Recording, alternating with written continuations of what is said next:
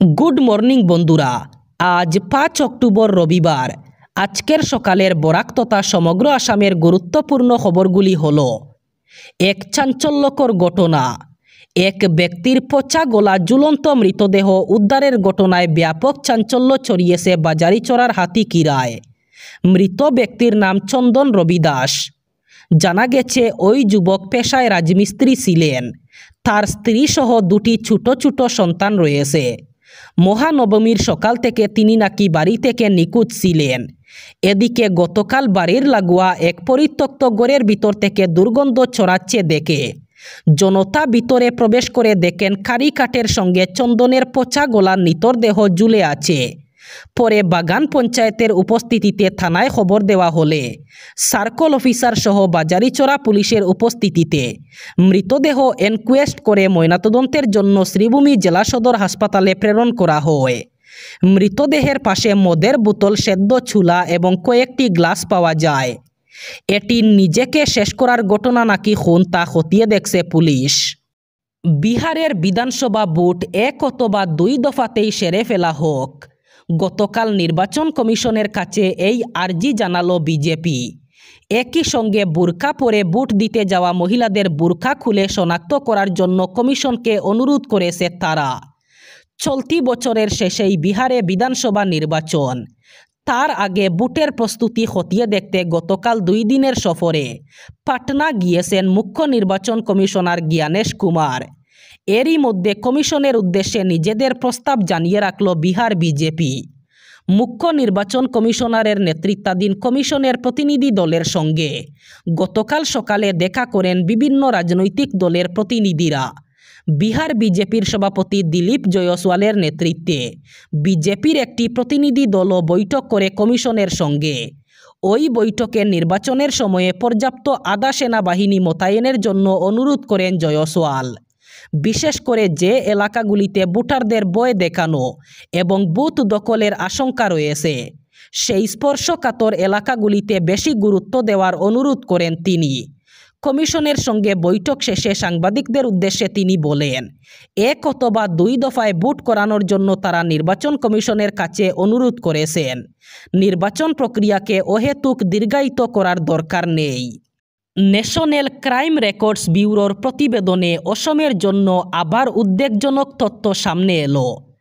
সাম্প্রতিক রিপোর্ট বলছে, শিশুদের বিরুদ্ধে অপরাধের ঘটনায় দেশে প্রথম স্থানে রয়েছে অসম। রাজ্যে অপরাধমূলক ঘটনা আগের তুলনায় হ্রাস পেয়েছে বলে বিজেপি নেতৃত্বাধীন জোট সরকার বড় মুখ করে দাবি করলেও এনসিআরবির তথ্য তাদের বেকায়দায় ফেলেছে। দেশে সামগ্রিকভাবেই শিশুর বিরুদ্ধে হওয়া অপরাধ 9.2% হারে বেড়েছে। রিপোর্ট অনুযায়ী 2023 সালে অসমে শিশুদের বিরুদ্ধে সংগঠিত অপরাধমূলক ঘটনার সংখ্যা 10,174। বর্তমানে অসমে প্রতি 1 লক্ষ শিশুর মধ্যে 84.2 জন কোনো না কোনোভাবে অপরাধের শিকার হয়েছেন। জাতীয় পর্যায়ে এই হার হলো প্রতি 1 লক্ষে 39.9। শুধু তাই নয়, এনসিআরবির তথ্য অনুসারে 2022 সালে অসমে শিশুদের বিরুদ্ধে অপরাধমূলক ঘটনা ঘটেছিল 4084টি, কিন্তু 2023 সালে সেই সংখ্যা 1 লাফে বেড়ে 10,000 ছাড়িয়েছে। আরও উল্লেখযোগ্য তথ্য হল, বর্তমানে মুখ্যমন্ত্রী হিমন্ত বিশ্ব শর্মা রাজ্যে বাল্যবিবাহ বন্ধ করার তীব্র অভিযান শুরু করার পরেও 2023 সালে আসামে 5,267টি বাল্যবিবাহের ঘটনা রেকর্ড হয়েছে। এর পাশাপাশি শিশু পাচার, শিশু শ্রমে নিযুক্ত করা, যৌন নির্যাতন ইত্যাদির ঘটনাও বৃদ্ধি পেয়েছে অসমে। উত্তরপ্রদেশের বরেলিতে আই লাভ মোহাম্মদ বিতর্ক ঘিরে উত্তেজনার মধ্যেই এবার সমাজবাদী পার্টির প্রতিনিধি দলকে শহরে ঢুকতে দিল না পুলিশ বাহিনী। দলের সুপ্রিমো অখিলেশ যাদবের নির্দেশে লখনৌ থেকে বরেলির উদ্দেশ্যে রওনা হওয়ার আগে পুলিশ আটকে দেয় 14 সদস্যের ওই প্রতিনিধি দলকে। রাজ্যের বিরোধী দলনেতা মাতা প্রসাদ পাণ্ডে অভিযোগ করেছেন, প্রশাসন ইচ্ছে করে তাদের মিছিল রুখে দিয়েছে। তার কথায়, প্রথমে আমাকে গড়ে থাকার নির্দেশ দিয়ে চিঠি দেওয়া হয়, পরে সেটি সংশোধন করা হলেও আমরা বেরোতেই পুলিশ আমাদের বাড়ি ঘিরে ফেলে। এভাবে বাধা দেওয়া অত্যন্ত দুর্ভাগ্যজনক এবং গণতন্ত্র বিরোধী। সংবিধান আমাদের যে অধিকার দিয়েছে তা লঙ্ঘন করা হচ্ছে। এদিকে সমাজবাদী পার্টির সাংসদ জিয়াউর রহমানকেও সাম্বলে গৃহবন্দী করা হয়েছে বলে সূত্রের খবর। তার বাড়ির বাইরে মোতায়েন করা হয়েছে বিশাল পুলিশ বাহিনী। গোটা ঘটনা নিয়ে মুখ খুলেছেন উত্তরপ্রদেশের উপমুখ্যমন্ত্রী কেশব প্রসাদ মৌর্য। সোশ্যাল মিডিয়ায় তিনি বলেন, অখিলেশ যাদবের বরেলিতে প্রতিনিধি দল পাঠানো শিশুসুলভ পদক্ষেপ। সমাজবাদী পার্টি সবসময় তুষণের রুংরা রাজনীতি করেছে। 2027 সালের বিধানসভা নির্বাচনে এসপির পরাজয় নিশ্চিত। প্রথম মহিলা প্রধানমন্ত্রী পেতে চলেছে জাপান। গতকাল সেই দেশের শাসক দল ক্ষমতাসীন লিবারেল ডেমোক্রেটিক পার্টির নতুন নেত্রী হিসাবে নির্বাচিত হয়েছেন সানায়ে তাকাইচি। 64 বছর বয়সী তাকাইচি শাসক দলের অন্যতম কট্টরপন্থী সদস্য হিসাবেই পরিচিত। সম্প্রতি জাপানের প্রধানমন্ত্রী পদ থেকে সরে দাঁড়ান শিগেরু ইশিবা। গত জুলাইয়ে জাপান পার্লামেন্টের উচ্চকক্ষে সংখ্যাগরিষ্ঠতা হারানোর পরই প্রশ্নের মুখে পড়েন তিনি। বিরোধীদের পাশাপাশি দলের মধ্যেও তার পদত্যাগের দাবি উঠছিল। এমনকি প্রধানমন্ত্রী পদ থেকে ইস্তফা দেওয়ার আগে লিবারেল ডেমোক্রেটিক পার্টির প্রেসিডেন্ট পদ থেকেও সরে দাঁড়ান ইশিবা। এরপরই এলডিপির নবনির্বাচিত নেত্রী হলেন সানায়ে তাকাইচি। এরপর অক্টোবরের মাঝামাঝিতে সংসদে তার প্রধানমন্ত্রী পদে আনুষ্ঠানিক অনুমোদনের ভোট হবে। তবে ক্ষমতাসীন জোটের সংসদীয় সংখ্যাগরিষ্ঠতা থাকায় তাকাইচির জয় প্রায় নিশ্চিত ধরা হচ্ছে।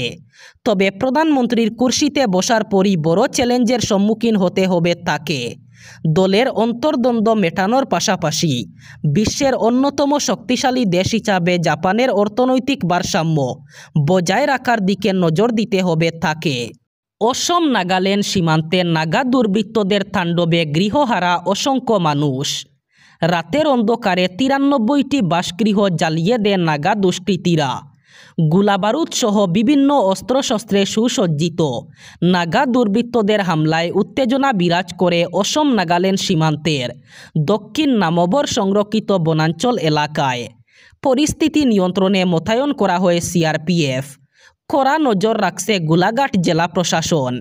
প্রাপ্ত তথ্যমতে বৃহস্পতিবার রাতের ঘটনায় অন্ধকারে সংরক্ষিত বনাঞ্চলের বি সেক্টরে জালাল বস্তি এবং আশপাশ এলাকায় হঠাৎ করে আগ্রাসন চালায় নাগা দুর্বৃত্তরা। প্রথমে গ্রামকে ঘিরে ফেলে তারা, গড় থেকে বেরিয়ে আসতে বলে লোকজনকে। এরপরই এক এক করে 93টি বাসগৃহে অগ্নিসংযোগ করে দুষ্কৃতীরা। এতে পরিস্থিতি উত্তপ্ত হয়ে ওঠে। বেশ কয়েকটি বিস্ফোরণ ঘটিয়েছে অস্ত্রধারী দুর্বৃত্তরা। এমনকি গ্রামের বিদ্যুৎ সংযোগ বিচ্ছিন্ন করে দেয় তারা। জ্বালিয়ে দেওয়া হয় বেশ কয়েকটি যানবাহন। দুষ্কৃতীদের অগ্নিসংযোগের সময় দৌড়ঝাঁপ করতে গিয়ে আহত হয়েছেন বেশ কয়েকজন গ্রামবাসী। এদিকে সকলেই ঘটনাস্থলে ছুটে যায় সিআরপিএফ। পরিস্থিতি নিয়ন্ত্রণে করতে সিআরপিএফের পাশাপাশি পুলিশ জওয়ানদের মোতায়েন করা হয়। ঘটনার পেছনে এনএসসিএন জঙ্গি গোষ্ঠীর হাত থাকতে পারে বলে সন্দেহ অনেকের। তবে এই ঘটনায় এখনও পর্যন্ত চাপা উত্তেজনা বিরাজ করছে এলাকায়।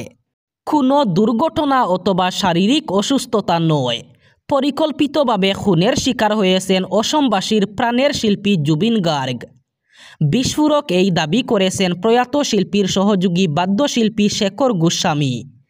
জুবিন গার্গের মৃত্যুর মামলায় ইতিমধ্যে শেখর গোস্বামীকে গ্রেফতার করেছে সিআইডি। তদন্তকারী সংস্থার জিজ্ঞাসাবাদের সময় শেখর এই বিস্ফোরক স্বীকারোক্তি করেন। তার বক্তব্যকে সমর্থন করেছেন ইতিমধ্যেই গ্রেফতার হওয়া গায়িকা অমৃতপ্রভা মহন্ত।